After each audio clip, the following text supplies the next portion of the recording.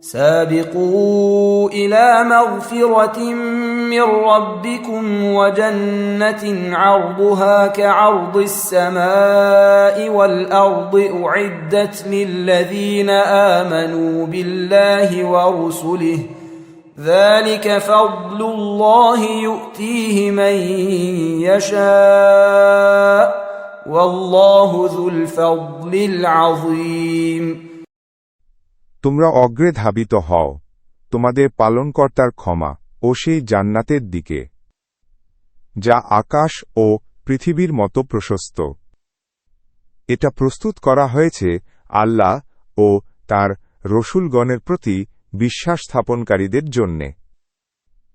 এটা আল্লাহর কৃপা তিনি যাকে ইচ্ছা